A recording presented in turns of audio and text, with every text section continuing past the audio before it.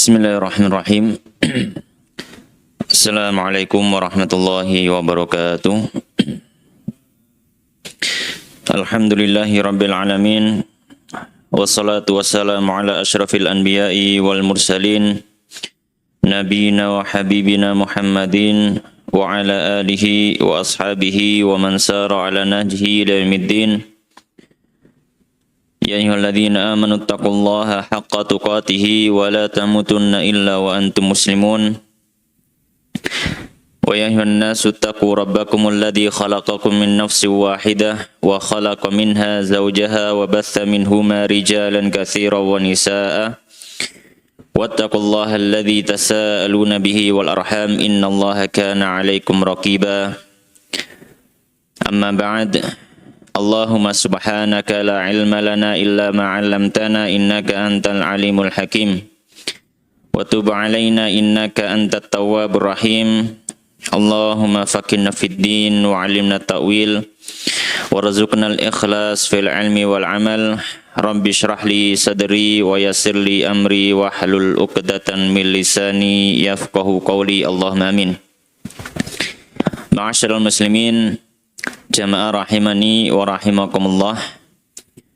Alhamdulillah, kembali kita bersyukur pada Allah Subhanahu wa taala karena pada kesempatan malam hari ini Allah Subhanahu wa taala masih memberikan kita kenikmatan untuk bisa kembali bermajelis, bermuajah, bertemu, berkumpul dalam salah satu rumah dari rumah-rumah Allah Subhanahu wa taala dalam rangka tafaqquh fiddin, mempelajari agama Allah Subhanahu wa taala, mempelajari ayat-ayat Al-Qur'an, hadis-hadis Nabi serta nasihat dari para ulama.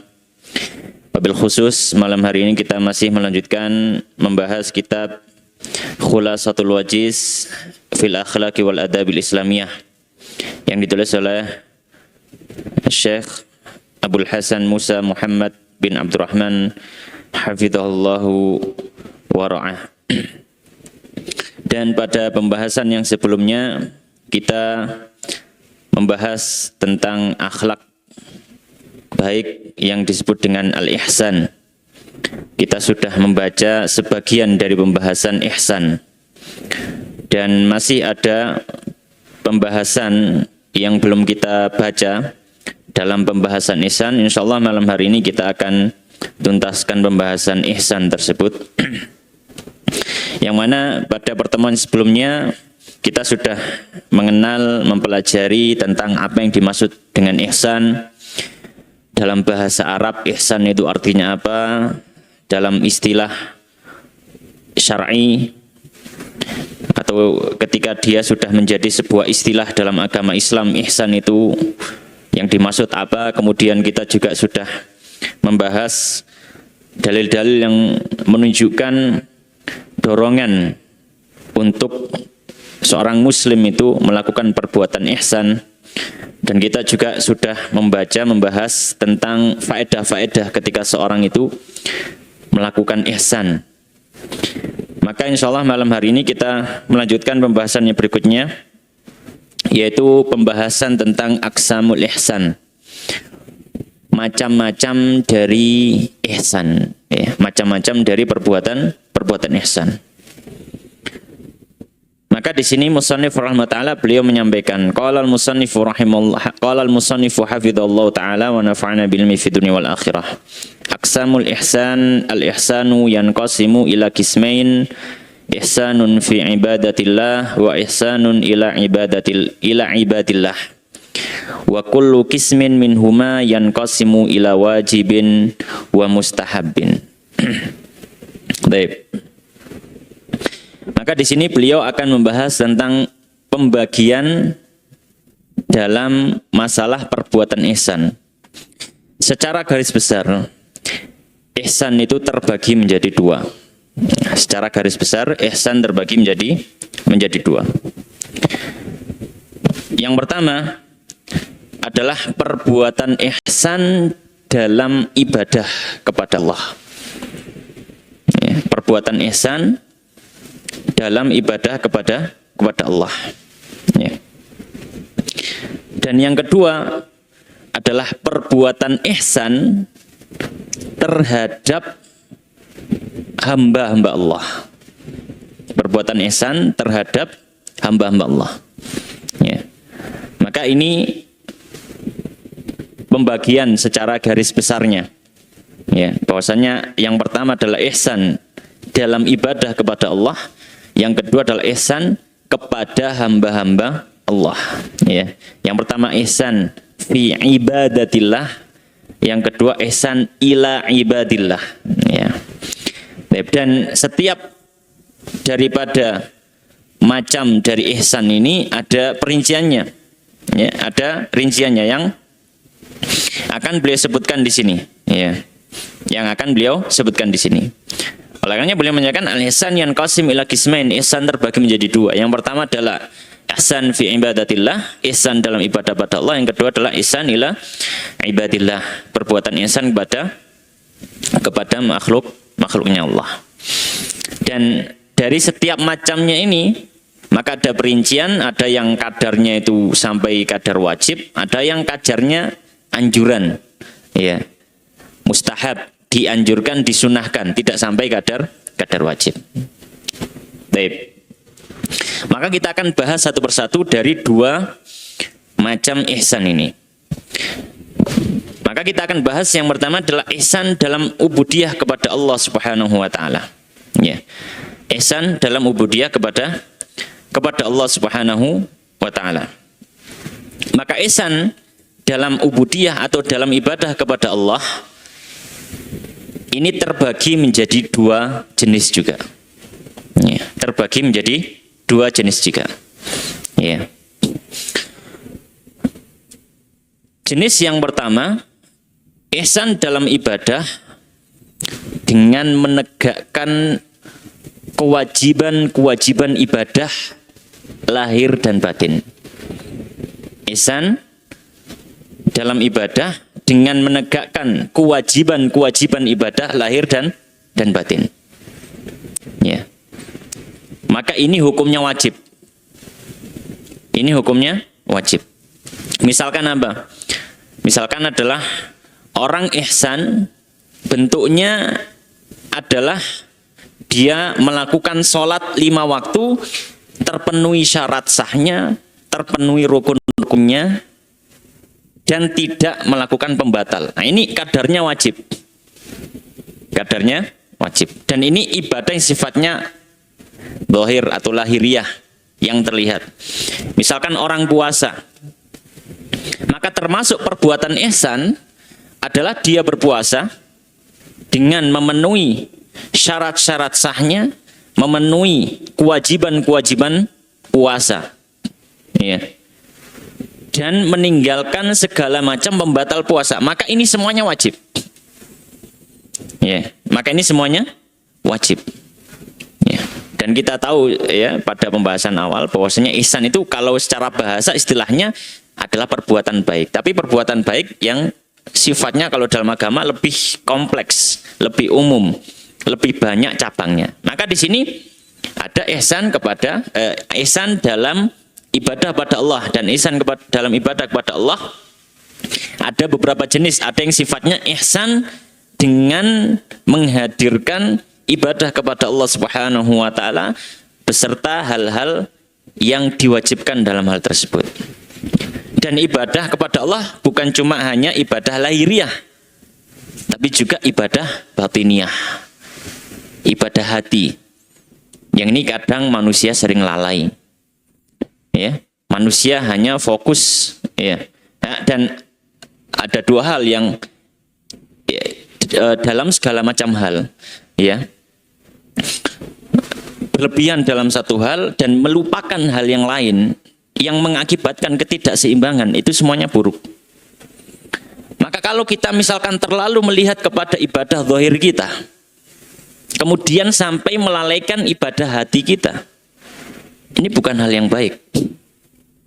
Atau sebaliknya, orang hanya fokus pada ibadah batin, tapi ibadah zahirnya keteteran. Ini juga bukan hal yang baik. Tidak bisa, tidak selayaknya saling membanggakan. Ya, saya alhamdulillah misalkan, yang satunya tahajud luar biasa, sholat luar biasa, semua sunnah-sunnah sholat, semua sunnah-sunnah yang sifatnya zahir terlihat diamalkan, tapi ibadah batin tidak pernah diperhatikan, tidak pantas untuk membanggakan. Ya. Jadi yang namanya misalkan sunnah Nabi, ya, bukan hanya terbatas pada sesuatu yang terlihat saja. Ya. Itu bagus, tapi ada poin yang jangan kita lupakan. Ya. Sehingga kita mengukur segala sesuatu itu adalah hal yang sesuai dengan agama kita hanya dari zahirnya saja. Ini tidak baik. Sebaliknya, ya sebaliknya ada yang ekstrim dalam rangka ubudiyah yang sifatnya batin, hati. Ya. Dia belajar cuma belajar ngaji hati, yang penting noto hati, yang penting bla bla bla. Sembayang betul, sembayang bingung. Emang aku batal tak gak ya? Salatnya bingung. Ya, salatnya apa? Bingung. Maka ini juga bukan hal yang baik. Bukan hal yang baik. Ya, maka Islam itu adalah agama yang pertengahan. Semua aspek disentuh, maka kita sebagai seorang muslim, semua aspek juga kita perhatikan. Ya, tidak terlalu berat pada ibadah yang sifatnya zahiriyah, juga tidak terlalu berat kepada ibadah yang sifatnya batiniyah. Semua kita perhatikan. Zahirnya kita perhatikan, batinnya juga kita perhatikan. Ya. Maka di sini beliau menyampaikan jenis yang pertama dari ihsan dalam ibadah kepada Allah, al-ihsanu fil ityan bil wajibat adh-dhahirati wal batinah. Perbuatan ihsan dalam rangka menghadirkan kewajiban-kewajiban ibadah yang sifatnya zahir dan sifatnya batin. Ya. Bagaimana hal tersebut? Wadzalika bil ityan biha ala wajhi kamali wajibatiha. Beliau menyampaikan dan hal tersebut caranya adalah dengan menghadirkan, ya, dengan menghadirkan sesempurna mungkin hal-hal yang sifatnya wajib dalam ibadah. Sesempurna mungkin hal-hal yang sifatnya wajib dalam ibadah. Ya. Maka ihsan yang semacam ini menghadirkan hal-hal yang sifatnya wajib dalam ibadah kepada Allah, baik zahir atau batin, hukumnya wajib. Maka seorang kalau misalkan dia sholat kemudian menghilangkan rukun dari rukun-rukun Islam, maka dia kita katakan tidak ihsan dalam ibadah dan dia melakukan hal yang terlarang bahkan haram. Ya, hal yang terlarang bahkan haram. Contoh misalkan ibadah yang zahir, dia meninggalkan ihsan yang wajib, tidak terpenuhi tumakninah. Ya, apalagi habis ini Ramadan. Ya, kebut-kebutan. Salat ya. Cepet-cepetan selesai. Tidak memperhatikan tumakninah. Ya. Padahal tumakninah ulama sepakat rukun. Tumakninah enggak ada, salat enggak sah. Sepakat empat mazhab, enggak ada satu mazhab pun yang mengatakan tumakninah itu sunnah, enggak ada. Tumakninah wajib. Hanya saja ulama berselisih kadar tumakninahnya saja. Tapi tumakninah secara asal wajib. Ya. Maka kalau misalkan tumakninah dihilangkan, ya, orang benar-benar tidak sempat membaca bacaan sholat tersebut dalam posisinya yang tenang, minimal satu kali, maka ini sudah kehilangan tumakninah. Maka ini berarti dia sudah melanggar ihsan yang sifatnya wajib dalam ibadah kepada Allah. Ya. Atau misalkan yang sifatnya batin, ya, sifatnya hati.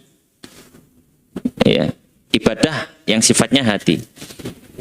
Misalkan, ya, contohnya adalah tawakalnya dia kepada Allah Subhanahu wa taala.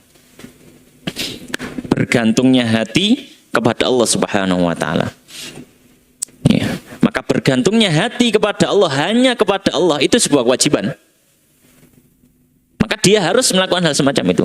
Maka ketika hatinya bergantung kepada selain Allah, bergantung kepada makhluknya dengan sepenuh hati, maka berarti dia sudah melanggar ihsan yang sifatnya wajib dalam ibadah batin, dalam ibadah hatinya. Dan betapa banyak manusia yang seringkali dia melanggar ihsan yang sifatnya wajib dalam ibadah hati. Karena ini sesuatu yang tidak terlihat. Orang tidak mudah mengoreksi orang lain karena itu tidak terlihat. Tapi kalau misalkan sesuatu yang sifatnya zahir terlihat bisa dikoreksi saudaranya, tapi sifatnya batin, siapa yang mau ngoreksi? Yang ngoreksi mau nggak mau dia sendiri. Kalau dia lupa ya sudah bablas. Ada yang ngoreksi. Ya. Makanya beliau mengatakan wadzalika bil ityani biha ala wajhi kamali wajibatiha. Ya, bahwasanya ihsan, perbuatan ihsan yang sifatnya wajib dalam ibadah zahir dan batin yaitu dengan menghadirkan kesempurnaan kewajiban itu. Fahadzal qadru minal ihsan fil ibadati wajibun. Maka ukuran ini yaitu menghadirkan kewajiban-kewajiban dalam ibadah, ukuran ini maka dia hukumnya wajib.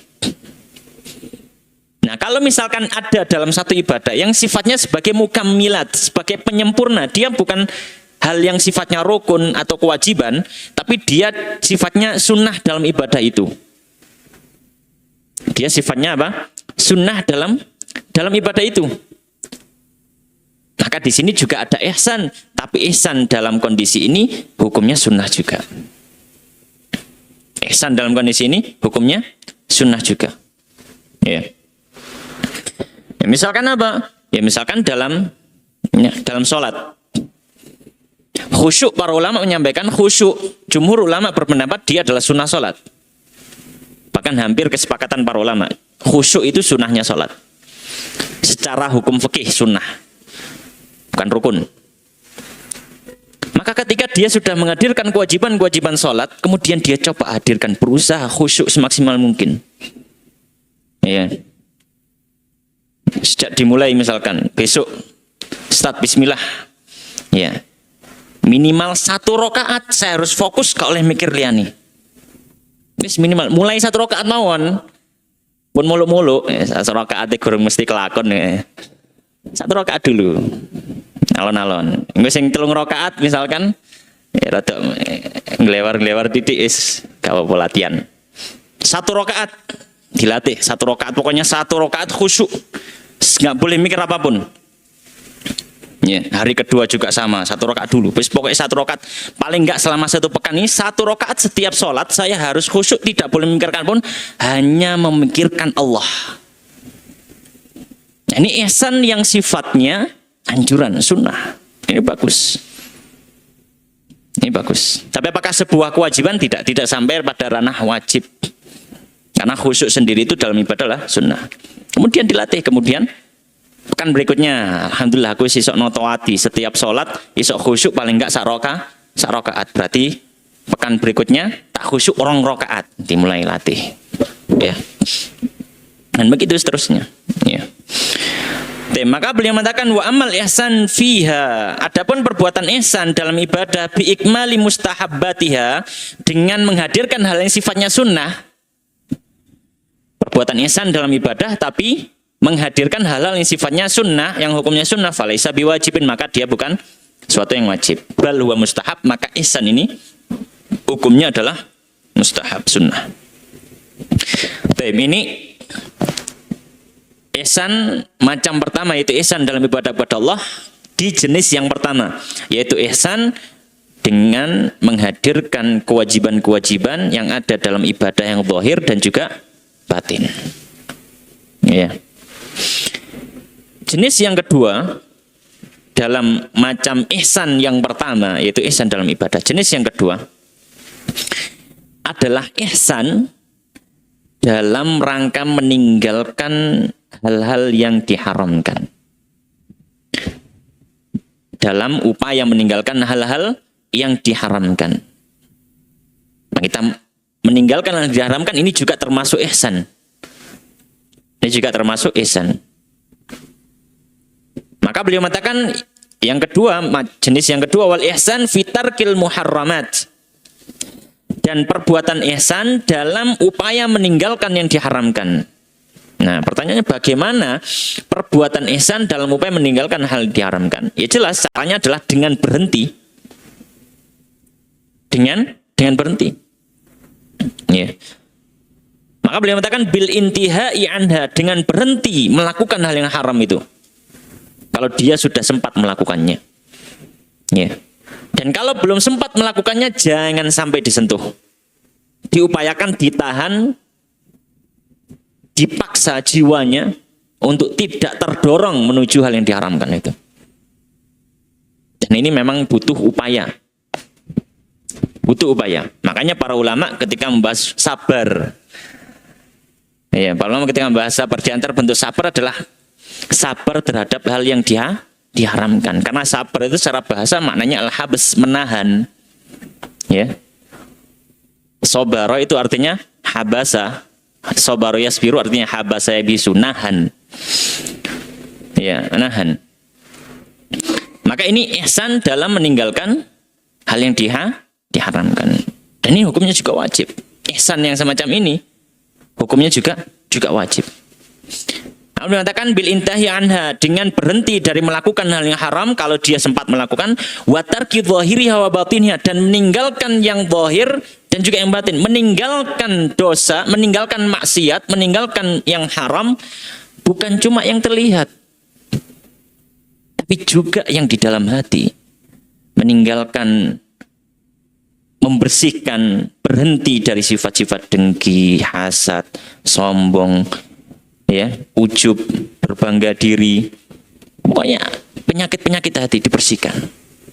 Dan kembali lagi, hal yang berhubungan dengan hati itu lebih sulit daripada hal berhubungan atau hal yang sifatnya terlihat, lebih sulit sekali. Ya tadi kenapa? Karena tidak mudah untuk diingatkan oleh orang lain. Nabi SAW ketika menyampaikan, ya, siapa yang man ra'a minkum munkara falyughayyiru biyadihi. Jika dia melihat kemungkaran, ada aturan untuk mengingatkan saudara kita. Kalau ada kemungkaran, ada kemaksiatan, kita hendaknya menasihati berubah. Tapi itu kan sesuatu yang terlihat. Nabi mengatakan man ra'a, siapa yang melihat? Masalah batin, siapa yang melihat? Tidak ada yang melihat. Yang merasakan ya yang punya hati, yang punya batin. Maka kalau yang punya batin tidak merasakan, ya sudah, bablas tadi. Kalau orang sombong tidak merasa dirinya sombong, ya selamanya dia akan sombong. Ya, selamanya dia akan sombong. Kalau orang yang dengki tidak merasa dirinya dengki, dia tidak akan pernah untuk mengobati hatinya itu, karena dia merasa dia adalah orang yang sehat. Yang dia merasa dia adalah orang yang sehat. Ya. Dia tidak merasa sakit. Ya. Maka beliau menyampaikan watarki dhahiriha wa batinha, dan meninggalkan semua hal yang haram, baik yang zahir ataupun yang batin. Yang zahir jelas dosa-dosa besar, ya, minum khamar, berzina, berjudi, semacam-macamnya itu. Ya. Kalau yang batin, banyak juga penyakit-penyakit hati, ya, sombong, ujub, ya, berbangga diri dengan dirinya sendiri, kemudian hasad, dengki kepada orang lain, ya, kemudian menyimpan dendam, ya, menyimpan amarah kepada orang lain, dan seterusnya, ya. Maka ini juga termasuk penyakit-penyakit hati yang perlu kita obati. Dan beliau menukil firman Allah Subhanahu wa taala dalam ihsan jenis yang kedua ini dalam surat Al-An'am ayat 120. Beliau berdalil, kama qala ta'ala, sebagaimana firman Allah Subhanahu wa taala, wa dharu dhahiral itsmi wa batinah. Allah menyampaikan wa dharu, dan tinggalkanlah dhahiral itsmi, yang tampak dari dosa, wa batinahu, dan yang tidak tampak dari dosa. Jadi dosa ada yang sifatnya tampak, ada yang tidak tampak. Ada yang bisa dilihat semua orang, ada yang hanya diketahui oleh dirinya sendiri. Ya. Maka termasuk hal yang penting, ya, adalah mempelajari apa saja yang diharamkan Allah Subhanahu wa taala secara zahir ataupun secara batin.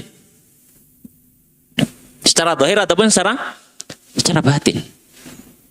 Ya. Kalau secara zahir, alhamdulillah para ulama itu sudah banyak menulis kitab-kitab yang berhubungan dengan al-kabair, dosa-dosa besar. Imam Az-Zahabi menulis al-kabair.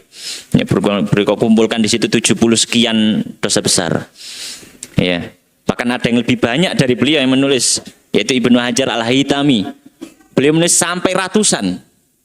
Dosa besarnya sampai ratusan. Dan Ibnu Hajar Al-Haytami termasuk di antara pembesar ulama Syafi'iyah. Secara fikih beliau imamnya dalam mazhab Syafi'i. Mazhab Syafi'i kereng masalah dosa. Ya, jangan dikira bermudah-mudahan, tidak. Beliau bahkan membuat kitab menulis ini dosa-dosa besar jauh lebih banyak dengan yang ditulis oleh Imam Dhahabi. Imam Dhahabi cuma 70 sekian karena mengikuti athar dari sahabat Ibnu Abbas. Ya, bahwasanya dosa besar adalah 70 sekian gitu. Nah, Ibnu Hajar Al-Haytami beliau sampai kalau tidak salah 300-an. Dosa besar, belum dosa kecil. Maka bagus mempelajari membaca kitab-kitab itu. Dan jangan lupa juga mempelajari dosa-dosa yang sifatnya dari batin. Ya. Dosa-dosa dari hati, penyakit-penyakit hati, belajar. Ya. Dari mana belajar hal yang sifatnya dosa-dosa hati? Ya dari kitab-kitab tazkiyatun nafs. Dari kitab-kitab penyuci jiwa. Maka di situ kita tahu penyakit-penyakit hati. Ya. Al-Imam Ibnu Qayyim rahimahullah taala beliau menulis kitab Ad-Da' wa Dawa, penyakit dan obatnya. Ya, kitab yang sangat bagus dalam masalah ini. Ya. Dan juga para ulama yang lainnya telah membahas hal tersebut. Taib. Makanya ketika menafsirkan ayat ini, Syekh Abdurrahman bin Nasir Sa'di rahimahullah taala, beliau menyampaikan, maka tidak mungkin bagi seorang hamba itu bisa meninggalkan dosa baik yang zahir atau batin, kecuali dia tahu terlebih dahulu. Karena orang tidak mungkin orang akan sulit untuk meninggalkan sesuatu yang dia belum ketahui bahwanya itu salah. Ya. Yang dia belum ketahui bahwanya itu salah. Maka perlu belajar dulu, perlu diketahui dulu. Ya. Orang kalau dia tidak tahu, ya, condong akan menganggap itu adalah hal yang wajar dan itu adalah hal yang benar. Maka kata Syekh Abdurrahman bin Nasir As-Sa'di beliau menyampaikan, ayat ini menunjukkan bahwasanya bagi hamba tidak mungkin dia bisa meninggalkan dosa baik zahir atau batin kecuali dia harus belajar dulu, harus mengerti dulu, mengetahui, membahas dan seterusnya. Ya, apa saja dosa-dosa yang sifatnya zahir, apa saja dosa-dosa hati. Maka beliau menyampaikan, maka belajar hal-hal yang berhubungan dengan hal tersebut juga wajib hukumnya. Karena kaidah fikih mengatakan malayatimul wajibu illa bi fa wajib. Sesuatu yang tidaklah sempurna wajib kecuali dengan menghadirkannya, maka sesuatu tersebut juga ikut menjadi wajib. Ala kulli hal, maka ini jenis ihsan yang kedua dalam macam ihsan yang pertama. Yaitu ihsan ibadah kepada Allah Subhanahu wa taala, bentuknya adalah ihsan dalam upaya meninggalkan hal yang haram. Maka ini dua jenis ihsan dalam macam yang pertama. Sekarang kita akan bahas macam yang kedua tadi, yaitu ihsan kepada hamba Allah. Ihsan kepada hamba Allah. Maka beliau menyampaikan, ya, ada beberapa poin di sini. Poin bentuk ihsan kepada hamba Allah.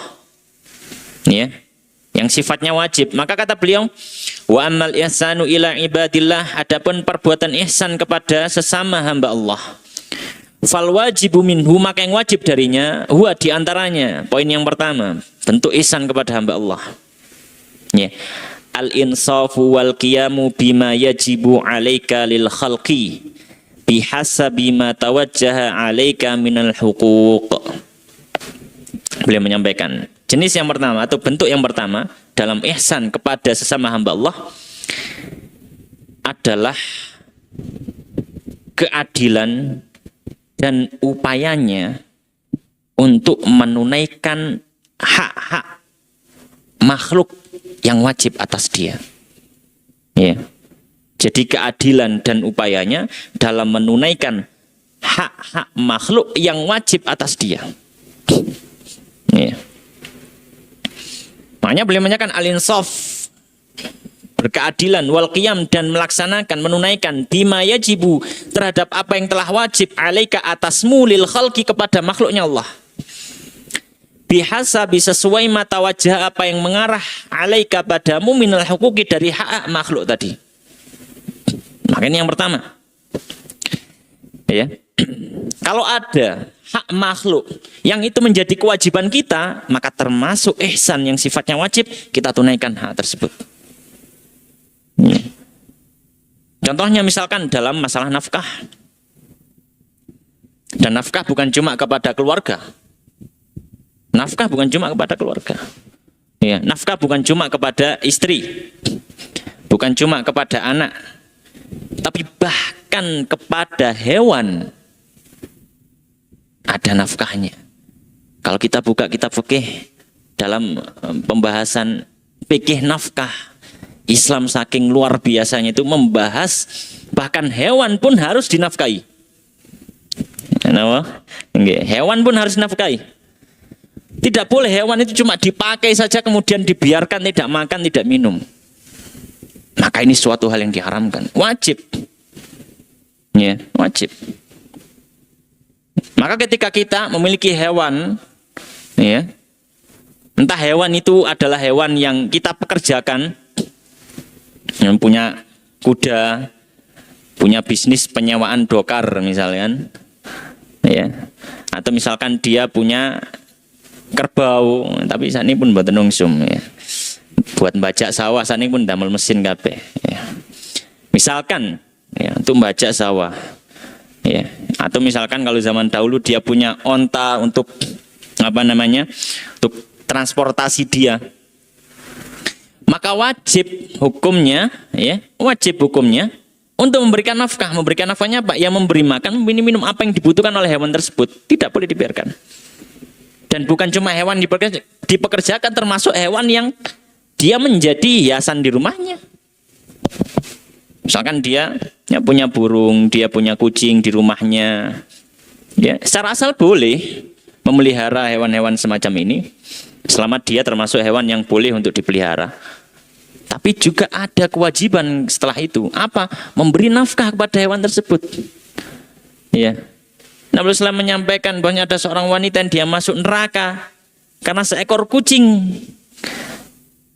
Dia kerangkeng, dia masukkan kandang, kucing itu nggak diberi makan, nggak diberi minum, dan tidak dibiarkan untuk makan hewan-hewan melata. Dia malah taruh di kurungan sampai mati. Ya, akhirnya dimasukkan neraka gara-gara dia tidak menjalankan kewajibannya sebagai seorang hamba memberi nafkah kepada hewan. Maka ketika kita bahasakan makhluknya Allah itu sangat luas sekali. Ya, kalau kita bahasakan makhluknya Allah, ya semua yang bernyawa itu makhluknya Allah.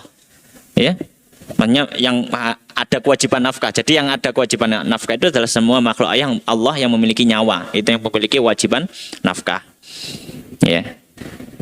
Jadi kalau misalkan secara fikih, ya, sepeda motor napa kudu digoten bengkel, Ustaz. Ya. Tidak secara fikih, karena dia sesuatu yang tidak memiliki nyawa. Ya, secara fikih tidak wajib. Ya. Tapi nek kepingin budal nang dindi melaku nggih, gak usah gorang bengkel. Ya, itu kembali kepada kita. Tapi yang wajib tadi secara fikih ya dia memiliki nyawa, maka nyawa itu ada harganya, ada nilainya. Dalam fikih Islam dijaga. Hifdzun nafs itu termasuk 5 unsur kehidupan yang dijaga oleh Islam. Di antaranya adalah hifdzun nafs, menjaga nyawa. Baik. Oleh karenanya beliau menyampaikan, ya, maka ini diantara poin bentuk apa? Bentuk ihsan kepada hamba Allah, menjalankan kewajiban-kewajiban, ya, yang wajib atas dirinya, yang itu menjadi hak orang lain atau hak makhluk lain atas dirinya. Nah, kan beliau menjelaskan lebih lanjut bi antakuma bi hukukihimul wajibah, yaitu engkau melaksanakan hak-hak makhluk tersebut yang sifatnya wajib. Ya. Contohnya tadi, ya contohnya adalah memberikan nafkah. Kemudian beliau beri contoh yang lain. Contoh yang lain apa? Kal qiyam bi birril walidain. Contoh yang kedua misalkan orang birrul walidain, orang berbakti pada orang tuanya. Maka orang tuanya punya hak. Setiap dari kita, orang tua kita punya hak yang wajib atas kita apa? Kita harus berbakti kepada mereka. Kita harus berbakti kepada mereka. Ya. Tidak boleh menyakiti mereka. Ya, tidak boleh menyakiti mereka. Maka ini adalah sesuatu yang sifatnya wajib. Sifatnya wajib. Ya. Karena para ulama telah menyampaikan bahwanya birrul walidain hukumnya wajib dan uququl walidain hukumnya haram. Durhaka kepada orang tua hukumnya haram. Nah, ini contoh yang kedua. Contoh yang ketiga misalkan wasilatirahim. Silaturahim, menjaga silaturahim, menjaga hubungan kekerabatan. Dalam artian tidak boleh memutus hubungan kekerabatan apapun sebabnya. Tidak boleh memutus. Jangan sampai kita menjadi orang memutus hubungan kekerabatan. Ya. Maka kita tetap biarkan hubungan kekerabatan itu tetap tersambung. Janganlah kita menjadi orang yang memutus. Maka membiarkan hubungan kekerabatan tetap tersambung, maka ini termasuk wajib. Kenapa kok termasuk wajib? Karena memutus tali silaturahim adalah hal yang diharamkan dalam Islam. Ya. Adalah hal yang diharamkan dalam Islam. Maka tidak diperbolehkan memutus tali silaturahim. Ya. Bahkan kalaupun orang itu adalah orang kafir,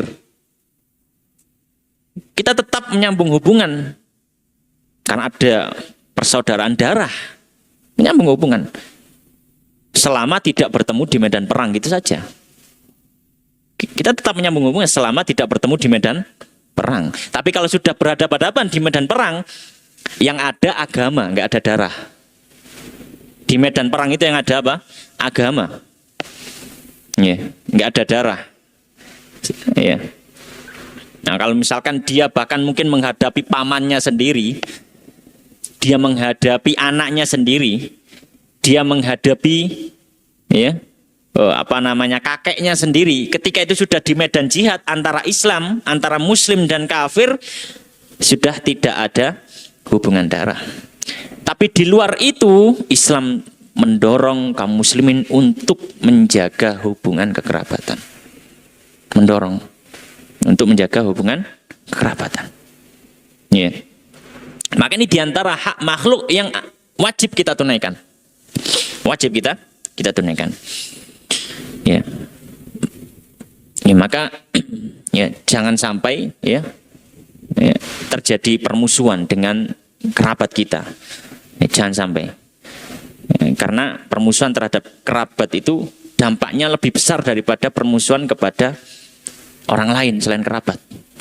Kalau kita bermusuhan dengan kerabat, maka itu ada dua hal yang dilihat dari situ. Yang pertama adalah dosa permusuhan, yang kedua adalah dosa memutus silaturahim. Kalau sampai berdampak memutus silaturahim. Ya. Ya, kalau bisa nih, kalau ada urusan sengketa dengan kerabat itu, ya kalau misalkan kita bisa menghindar, kita bisa menjauh, kita bisa ngalah, sebaiknya ngado ya, gak melo-melo, ya tidak ikut-ikut, kita mengalah saja sebaiknya itu, ya daripada kita nyemplung, kemudian kita mau nggak mau akhirnya keseret ke kubu A misalkan, sudah, ya. Akan seterusnya akan merembet kemana-mana dan khawatirnya nanti akan kita masuk ke dalam permusuhan tersebut. Ya. Baik. Apalagi kalau itu adalah urusan-urusan sifatnya duniawi. Urusan-urusan sifatnya duniawi. Ya. Dan fitnah dunia itu kadang bisa sangat-sangat mematikan. Bisa sangat mematikan. Bahkan fitnah dunia bisa mengalahkan manusia yang paling kuat dan memiliki ketakwaan yang besar sekalipun. Ya, fitnah-fitnah masalah hal yang sifatnya duniawi. Terkadang terjadi. Ya. Ini terlepas dari misalkan contohnya Sayyidah Fatimah radhiyallahu ta'ala anha. Ketika ditinggal wafat oleh Nabi, sampai beliau wafat, beliau itu bermusuhan dengan sahabat Abu Bakar. Bermusuhan dengan sahabat Abu Bakar. Keduanya memiliki keutamaan luar biasa. Kita yakin mereka adalah orang-orang yang utama jauh di atas kita. Tapi kita hanya mengambil ibrah di sini. Apa yang melatar belakangi masalah beliau berdua adalah tentang warisan Rasulullah SAW. Terus masalah warisan ini pun jadi masalah yang klasik, ya. Manusia bisa saling membenci, manusia bisa saling membunuh, manusia bisa saling menyantet, nggih perkara warisan. Ya. Dan para sahabat ya terjadi Sayyidah Fatimah meminta kepada Abu Bakar tanah yang di Fadak itu diberikan kepada keluarganya Nabi. Tapi kata Abu Bakar tidak. Tanah yang di Fadak itu wakaf untuk kaum muslimin karena hartanya Nabi semuanya untuk kaum muslimin. Ya. Sedangkan Sayyidah Fatimah beliau tidak mengetahui hadis yang didengar oleh sahabat Abu Bakar.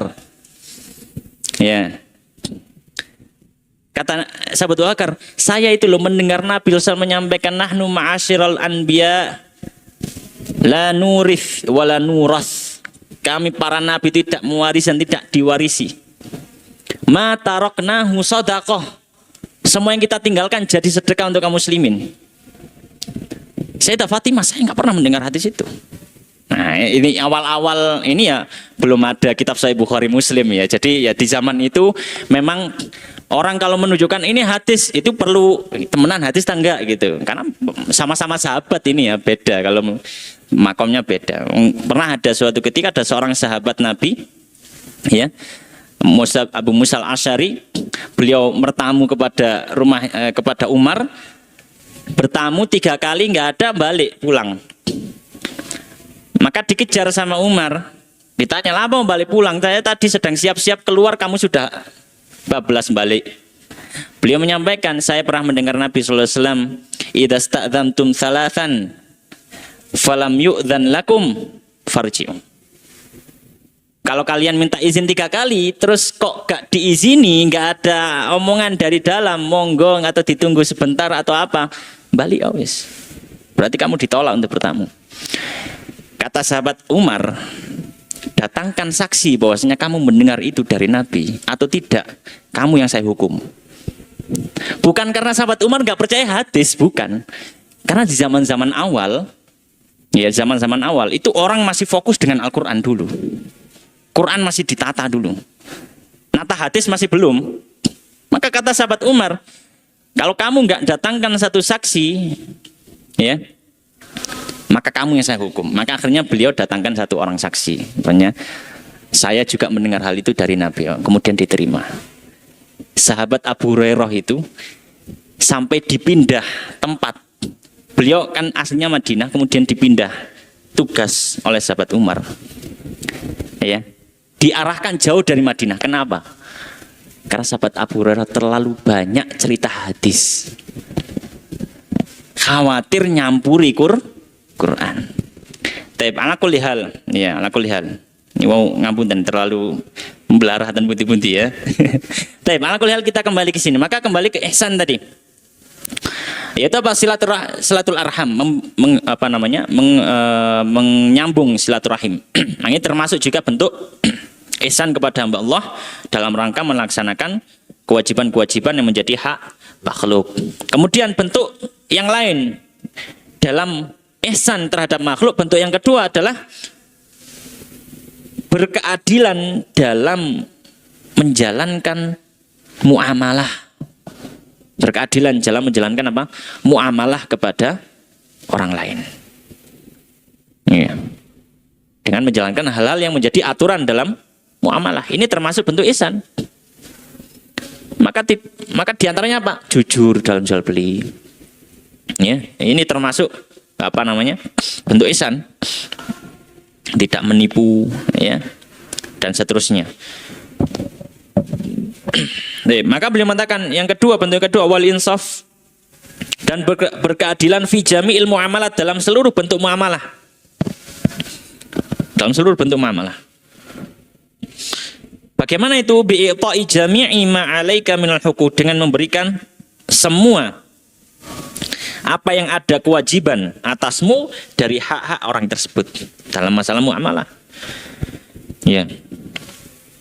Misalkan kalau kita memang punya kewajiban dalam urusan muamalah, misalkan dalam masalah ya, masalah jual beli, kita jujur, tidak boleh kita menipu, mengelabui dan seterusnya. Ya. Yang bisa merugikan. Ya, tidak boleh melakukan kezaliman dan seterusnya. Ya. Atau misalkan kita ya memiliki hutang pada orang lain, kemudian orang lain tersebut ya mungkin lupa atau apa, kemudian dia ingat, kemudian dia nagih kepada kita, kita tidak boleh mengingkari, ya nggak punya hutang, kecuali kalau memang benar-benar lupa gitu ya. Kalau dia ingat tidak boleh mengingkari karena itu hak orang lain. Termasuk juga tidak boleh mengambil barang orang lain, ya, dengan berbagai macam bentuknya, kecuali dengan seizinnya atau diketahui keridhaan dari orang tersebut, makanya diperbolehkan. Ya. Taib. Maka beliau beri contohnya apa? Bentuk yang kedua ini, kama annaka ta'khudhu malika wafiya. Ya. Sebagaimana ya, engkau ingin mendapatkan hartamu secara utuh, maka berikan harta orang lain juga secara utuh. Kalau misalkan kita dalam jual beli, ya, kita ketika jadi pembeli ingin mendapatkan barang yang baik, maka ketika kita menjual, kita juga berikan barang yang baik kepada orang lain. Jangan kita menipu, jangan melakukan tadlis, jangan melakukan ghish, ya, dengan melakukan pengelabuan dan semacamnya, dan itu sayangnya banyak dilakukan kaum muslimin bahkan sampai hari ini, ya, bahkan sampai hari ini, ya, misalkan ya di pasar ya, entah itu yang napa jenenge timbele sing dikai antep-antepan tangoten ya, atau mungkin macam-macam ya, jual sepeda motor mesinnya walus ngono iki apik, jerone ternyata kayak stand pad kayak sak minggu merotoli malih gitu. Maka ini ya termasuk seorang muslim tidak boleh melakukan hal semacam ini. Ini penipuan, ini kezaliman, ya. Dan Allah Subhanahu menyampaikan apa? Wala ta'kulu amwalakum bainakum bil batili. Ya. Janganlah kalian itu memakan harta saudara kalian sendiri dengan cara yang batil. Ya. Taib. Dan Allah Subhanahu wa taala menyampaikan ya, di antara ya dalil yang menunjukkan bagaimana ihsan kepada hamba Allah atau ihsan secara umum, ini ada dalam surat An-Nisa ayat 36. Itu gambaran ihsan secara umum, pembagian ihsan. Jadi di surat An-Nisa ayat 36 itu adalah ayat yang menggambarkan ihsan dengan dua pembagiannya, ihsan kepada Allah dan ihsan kepada makhluknya Allah. Maka Allah menyampaikan wa'budullaha wa la tusyriku bihi syai'a wa bil walidaini ihsana wa bidzil qurba wal yatama wal masakini wal jari dzil qurba wal jaril junubi wa sahibi bil janbi wa ibnis sabili wa ma malakat aymanukum innallaha la yuhibbu man kana mukhtalan fakhura. Allah menyampaikan, dan sembahlah Allah, jangan mensekutukannya dengan sesuatu apapun, dan terhadap kedua orang tua berbuatlah ihsan. Dan berbuat ihsan ini juga terhadap siapa? Wabidzil qurba, dan terhadap kerabat juga berbuat ihsan. Wal yatama, anak yatim, wal masakin, dan orang-orang miskin juga harus berbuat ihsan. Wal jari dzil qurba, ya, dan tetangga yang masih kerabat. Ya. Biasanya kalau di kampung ya mboten perubahan. Kampung itu kan biasanya tonggo-tonggo ini dulure kabeh. Ya. Tapi kalau ini perumahan insyaallah mboten ngoten. Ya, sudah orang-orang lain. Tapi kalau di kampung ya, insya Allah kalau masih tetangga-tetangga itu kerabatnya semua. Nah, ini yang dimaksud dengan wal jari dzil qurba, tetangga sekaligus kerabat. Wal jaril junub, dan tetangga yang di sampingnya yang dia bukan kerabatnya, dia tetangga orang lain. Wasahibi bil janbi, dan teman dekatnya. Wa ibnis sabil, dan orang yang di perjalanannya. Wa ma malakat aymanukum, dan yang dimiliki dengan sumpah-sumpah kalian. Maksudnya di sini adalah yang menjadi kepemilikan kalian dari budak-budak. Innallaha la yuhibbu, sungguhnya Allah tidak menyukai man kana, orang yang dia itu mukhtalan, yang dia itu sombong, fakhura, lagi berbangga diri. Ya, maka ini semuanya ihsan kepada orang-orang ini, dan beliau akan merinci ya orang-orang ini kita harus berbuat ihsan kepadanya. Namun sebelum itu kita adzan terlebih dahulu.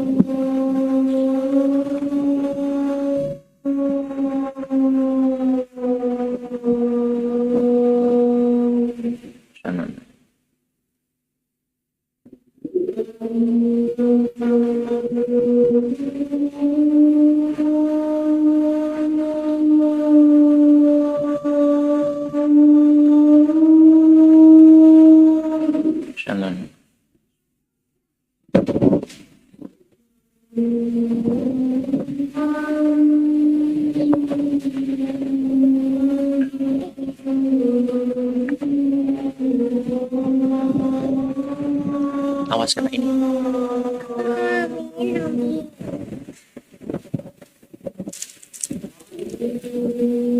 Jangan diganggu.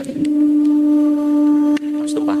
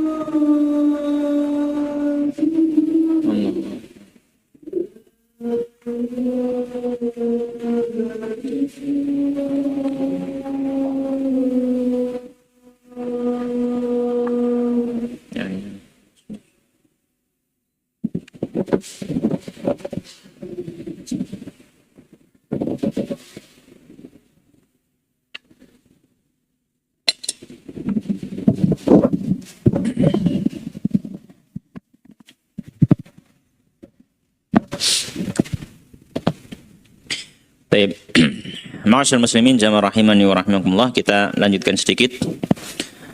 Maka di sini di akhir pembahasan beliau menunjukkan atau membahas faedah dari surat An-Nisa ayat 36 tadi. Ya, bahwasanya di dalam surat An-Nisa ayat 36 kita tahu dari situ ada bentuk-bentuk ihsan. Ya, maka pembahasan akhir dari pembahasan ihsan ini adalah di antara bentuk-bentuk ihsan. Ya. Maka yang pertama di antara bentuk ihsan adalah al-ihsanu fi ibadatillah, ihsan dalam ibadah kepada Allah. Dan ini kita bisa lihat ketika Allah menyampaikan tadi wa'budullaha wa la tusyriku bihi syai'a, yaitu ihsan dalam masalah ibadah kepada Allah. Dan ihsan dalam masalah ibadah kepada Allah Subhanahu wa taala juga bisa dihadirkan, ya, juga bisa dihadirkan dengan mentauhidkan Allah. Dengan mentauhidkan Allah. Mentauhidkan Allah Subhanahu wa taala dalam ibadah yang zahir dan batin. Ya. Mentauhidkan Allah Subhanahu wa taala dalam ibadah yang zahir. Ya, dan kita ya, bisa tahu misalkan dari kitab-kitab seperti Ushul Tsalatsah atau yang semacamnya. Ibadah yang zahir ya, contohnya adalah menyembelih, termasuk ibadah. Ya. Maka di antara bentuk ihsan dalam ibadah pada Allah yang sifatnya zahir itu mentauhidkan Allah dalam menyembelih itu. Maka tidaklah disebut kecuali nama Allah. Ya. Maka tidak diperbolehkan ketika menyembelih menyebut nama-nama selain Allah. Ya. Ataupun menyembelih hewan diperuntukkan bagi selain Allah. Ya, dalam artian dipersembahkan. Ya, karena sembelian yang sifatnya persembahan itu adalah ibadah. Ya. Sembelian sifatnya persembahan, maka itu adalah ibadah. Ya. Termasuk juga nazar. Ya. Bernazar dengan selain nama Allah. Maka ini juga termasuk perkara yang mencederai tauhid. Dan ini berarti mencederai ihsannya dia dalam ibadah kepada Allah. Ya, termasuk juga misalkan dalam masalah sumpah. Bersumpah dengan selain nama Allah, ini juga mencederai tauhid. Ya. Maka hendaknya ketika seorang bersumpah, tidaklah dia bersumpah kecuali dengan menyebut nama Allah. Ya, tidaklah bersumpah kecuali dengan menyebut nama Allah. Dan juga termasuk mentauhidkan Allah dalam ibadah yang sifatnya batin. Maka tidaklah dia ya dalam ibadah yang batin menghadirkan ibadah itu kepada selain Allah, bertawakal kepada selain Allah.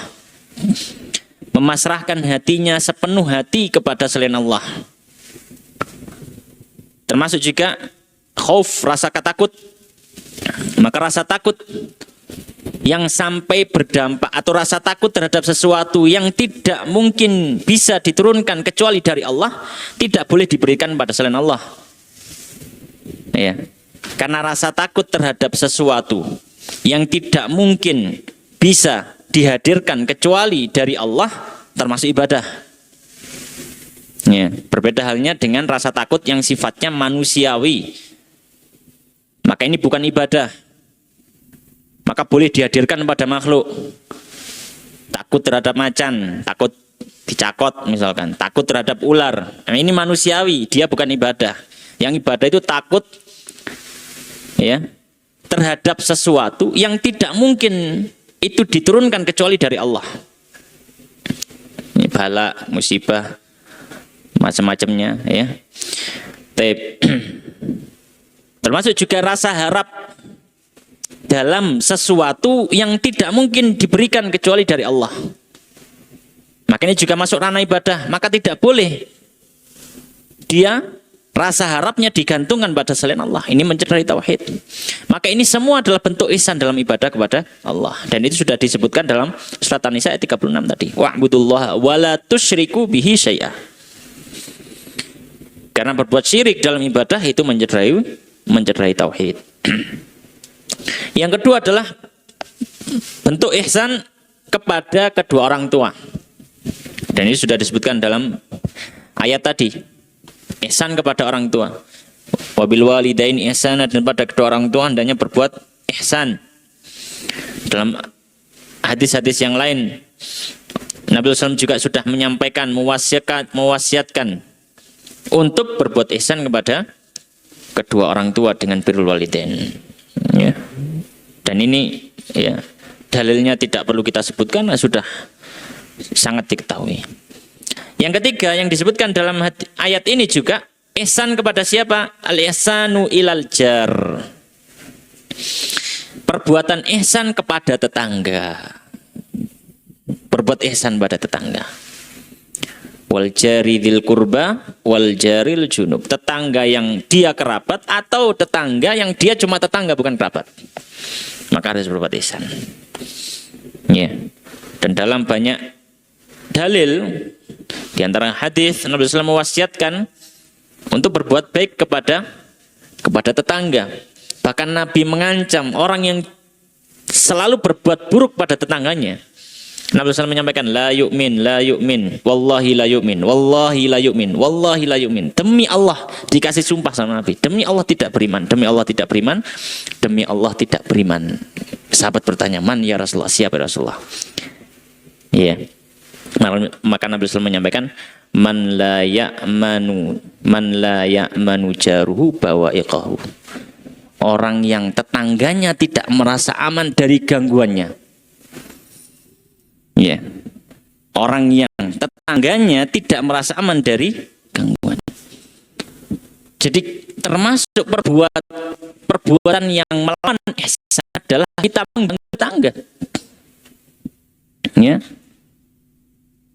Maka kita perlu ketika melakukan sesuatu, ya, kita perlu memikirkan tetangga. Ini kadang biasanya terjadi kadang di kampung-kampung, ya. Iya.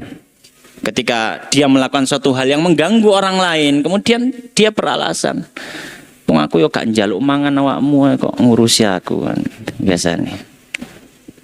Kita misalkan kerja gitu nggih, sip malam sing pabrik. Kait mapan wis gelar gak gawe. Iya. Ketika disampaikan itu mengganggu tetangga ya. Alasannya tadi. Ya. Dia melakukan cacat logika dalam berpikir. Ya.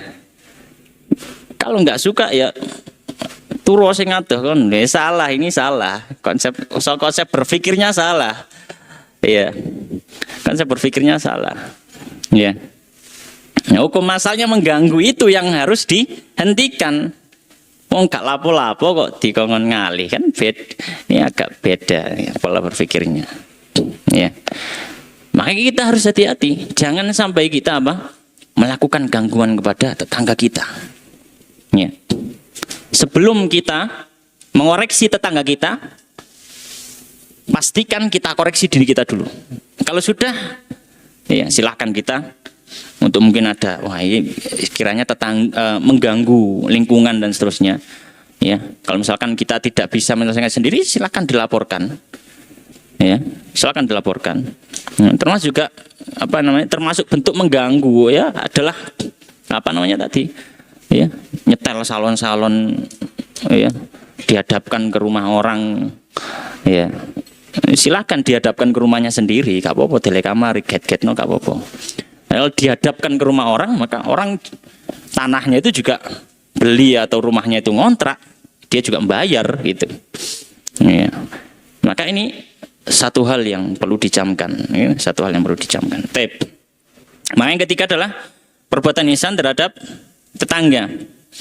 Yang keempat adalah alisanu ilal yatama wal masakin, perbuatan ihsan kepada yatim dan fakir miskin. Perbuatan ihsan kepada yatim dan juga fakir miskin. Dan Nabi SAW sangat mendorong kaum muslimin ya untuk membantu anak-anak yatim. Ya, membantu anak-anak yatim. Dan maka termasuk hal yang baik kalau misalkan ada yayasan-yayasan yang memiliki konsentrasi untuk memberikan bantuan, memberikan santunan ya kepada anak-anak yatim, ini adalah hal yang baik. Ya. Termasuk juga kepada fakir miskin, ya. Termasuk juga kepada fakir miskin, ya. Yang kelima, al-ihsanu fil muamalati tijariyah. Perbuatan ihsan dalam masalah muamalah. Dalam masalah apa? Muamalah. Ya, muamalah jual beli atau yang semacamnya, pokoknya dalam masalah apa? Dalam masalah muamalah. Ya. Dan Nabi SAW menyampaikan rahimallahu rajulan samhan idza ba'a, samhan idza ishtara, wa samhan idza iqtada. Dalam riwayat yang lain, samhan idza qada wa samhan idza iqtada. Nabi SAW menyampaikan semoga Allah merahmati seseorang yang seperti apa? Yang dia kalau menjual sesuatu itu mudah, ya, enak gitu loh, gampang. Kalau dia beli sesuatu juga mudah, ya, gak perlu berdebat dulu. Ya, kadang ibu-ibu sih debat, gorong menang debat, ya, gak mari-mari deh, harus menang. Apalagi yang sing bakul lanang, sing tuku wedok, jelas kalah, ya. Nah, karena Islam, ya, beliau menyampaikan rahimallahu rajulan samhan, mudah ketika dia menjual, mudah ketika dia membeli, pokoknya sekiranya ya, cukup pantas dan seterusnya, sudah belilah. Nah, terlalu mendebatnya. Samhan idza qada, dalam satu riwayat, dia mudah ketika dia membayar hutang. Bayar hutang. Ya, dia memiliki kemudahan, enakan gitu loh. Jadi orang utang itu memiliki kepercayaan, oh enak, masih utang ya. Tepat waktu ya, nyauri api dan seterusnya. Ya. Wasamhan idza iqtada, dan juga mudah ketika dia itu menagih hutang. Ya, mudah ketika menagih hutang. Ya. Jadi orang pun ketika hutang ke orang tersebut, ya maka merasa aman dirinya. Itu kalau dia adalah orang yang amanah. Ya, jangan kita kudu berdalil. Nek nagih hutang sing apik, Kanjeng Nabi ngongkon nagih hutang sing apik. Sing utang gak apik, ya itu masalah gitu ya. Dalil, sing utang dalil. Ini berbahaya ini. Ya, tadi Islam itu memandang dari semua sisi sudut pandang dipandang. Jadi jangan kita cuma berat sebelah. Kalau berat sebelah sudah jelas bukan hal yang bagus. Ya, maka kalau misalkan kita ingin penagih hutang itu baik, maka kita sebagai penghutang juga baik. Ya. Ojo luwih nyengit timbang sing ngutangi disegiti ya. Baik. Maka Rasul menyampaikan samhan idza saudara samhan idza qada samhan idza qtada. Nah, itu Nabi sallallahu alaihi wasallam. Ya, dia juga seperti itu orangnya. Kemudian yang keenam, al-ihsan ilal musi. Nah, ini yang berat juga ini. Beliau menyampaikan termasuk bentuk ihsan adalah ihsan kepada orang yang sudah berbuat buruk. Ini berat. Sangat berat. Ya, tidak dilakukan kecuali orang-orang yang memang memiliki kelapangan hati yang luar biasa. Ya, orang-orang yang memiliki kelapangan hati yang luar biasa. Ketika dia sudah diperlakukan buruk oleh orang lain, kemudian dia membalas dengan kebaikan. Ini bentuk ihsan, bahkan mungkin bisa kita bilang ihsan yang paling tinggi dalam strata ihsan terhadap semua makhluk. Kalau kita berbuat baik kepada orang lain karena orang lain itu tidak melakukan keburukan pada kita, insya Allah itu mudah. Bahkan kalau orang itu berbuat baik kepada kita, kita berbuat baik kepada orang itu, itulah malah lebih mudah. Tapi kalau orang itu melakukan keburukan pada kita, terus kita balas dengan kebaikan, maka ini sangat sulit untuk dilakukan. Ya. Dan Allah Subhanahu Wa Taala telah menyampaikan, ya, di dalam surat, ya, Allah Subhanahu Wa Taala menyampaikan dalam surat Fusilat. Ya. Allah berfirman, wala tastawil hasanatu wala sayyi'ah idfa' billati hiya ahsan. Dalam surat Fusilat ayat 34. Ya, Fusilat ayat 34. Allah menyampaikan, dan tidak sama kebaikan dengan keburukan. Tidak sama kebaikan dengan keburukan. Dalam artian tidak sama apa? Ya jelas kebaikan ini di atas keburukan. Ya, di atas keburukan. Maka penjelasannya idfa, kata Allah, idfa billati hiya ahsan, maka balaslah dengan yang lebih bagus. Balaslah dengan yang lebih baik. Ya. Dan Allah langsung sebutkan, ya, dia itu secara hukum ini adalah hal yang sangat dianjurkan, sangat disunahkan, bukan wajib, sangat disunahkan. Ya, sangat disunahkan. Ya, dianjurkan. Bahkan ini adalah diantara akhlak-akhlak orang yang dekat dengan Allah.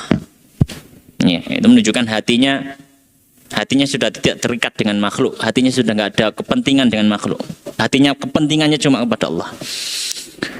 Tapi di antara faedah duniawiyahnya, gitu ya, di antara faedah duniawiyahnya, Allah sudah menyampaikan, fa idzal ladzi bainaka wa bainahu adawatun ka'annahu waliyyun hamim. Maka yang mana kondisi sebelumnya antara dirimu dengan orang tersebut ada permusuhan, kalau kamu bisa idfa billati hiya ahsan ka'annahu waliyyun hamim, setelah itu kamu akan menjadi teman yang sangat dekat. Ya, teman yang sangat dekat. Dan berapa banyak ya kisah-kisah peristiwa yang terjadi, seorang itu berteman dekat, seorang yang sebelumnya adalah musuh, dia menjadi teman dekat. Kenapa? Karena balasan orang tersebut balasan yang baik. Contoh yang sangat real misalkan di zaman Nabi SAW, Abu Sufyan, ya, radhiyallahu taala anhu, yang sebelumnya adalah musuh utama Nabi. Bayangkan, beliau adalah pengganti Abu Jahal. Jadi bukan main-main, yang diganti oleh beliau bukan main-main, yang digantikan Abu Jahal. Jadi Abu Jahal meninggal, yang ganti siapa? Abu Sufyan. Ya, beliau perang. Bahkan dengan kepemimpinan Abu Sufyan, pasukannya Nabi berhasil kalah. Bahkan paman beliau yang paling beliau cintai tewas perang Uhud. Yang mimpin Abu Sufyan. Ya. Dan banyak para syuhada yang mati syahid di medan perang. Bahkan Nabi terluka dan seterusnya. Di peperangan yang lain juga, ya. Nabi ya, perang Khandaq dikepung, diserbu. Ya. Dengan persatuan ya, orang Quraisy dengan orang-orang Arab. 10.000 pasukan mengepung Madinah cuma 3.000 orang. Siapa yang memimpin? Abu Sufyan. Tapi ketika Nabi masuk kota Mekah menunjukkan kebesaran Islam, Nabi SAW menyampaikan siapa yang masuk rumahnya Abu Sufyan dijamin keamanannya. Disebutkan oleh Nabi masuk rumahnya Abu Sufyan, dia dijamin aman. Kalau orang itu punya paling enggak kebersihan hati, tidak hati yang penuh dengan kegelapan, orang itu langsung terenyuh. Masya Allah, saya seburuk itu, engkau balas dengan kebaikan. Abu Sufyan masuk Islam. Setelah masuk Islam apa? Beliau dorong anak-anaknya untuk berjihad di jalan Allah. Bahkan beliau sendiri mati syahid. Bahkan beliau menyampaikan, saya dulu ya di zaman-zaman sebelum masuk Islam, saya dulu biasanya berperang melawan Nabi SAW dan saya menyesali itu. Maka sekarang ketika Nabi sudah wafat, jadi beliau syahidnya setelah Nabi wafat, maka saya akan menebus semua perang-perang yang sudah saya lewatkan bersama pasukannya Nabi dulu. Saya akan perang setelah Nabi wafat, saya akan perang terus-terusan. Bahkan anak-anaknya didorong, Ikrimah itu didorong, ayo perang gitu. Ya. Muawiyah ya, Muawiyah bukan Ikrimah. Kalau Ikrimah hanya Abu Jahal. Ya, Muawiyah dan seterusnya. Yang terakhir, di antara bentuk ihsan adalah apa? Al-ihsanu fil kalam, ini yang terakhir, yaitu ihsan dalam ucapan, berucap, tutur kata yang baik, tidak menyakiti orang, tidak berkata-kata kotor, tidak mencela. Ini adalah ihsan dalam ucapan. Ya, dan Nabi SAW dan Allah SWT telah menyampaikan dalam Al-Quran, dalam surat Al-Baqarah misalkan ayat 83, Allah menyampaikan wa qulu linnasi husna, dan berkatalah kepada manusia dengan perkataan yang baik. Ya. Dan juga Nabi SAW, beliau adalah orang yang memiliki tutur kata yang baik. Maka demikian pembahasan ihsan pada kesempatan malam hari ini. Alhamdulillah telah selesai. InsyaAllah pembahasan berikutnya kita masuk bab yang berikutnya tentang akhlak ta'awun, tolong menolong dengan sesama makhluk Allah Subhanahu wa taala. Demikian kita akhiri dengan doa kafaratul majelis. Subhanakallahumma bihamdika asyhadu an la ilaha illa anta astaghfiruka wa atubu ilaik wa akhiru ta'ala alhamdulillahirabbil alamin wallahu ta'ala alam. Assalamualaikum warahmatullahi wabarakatuh.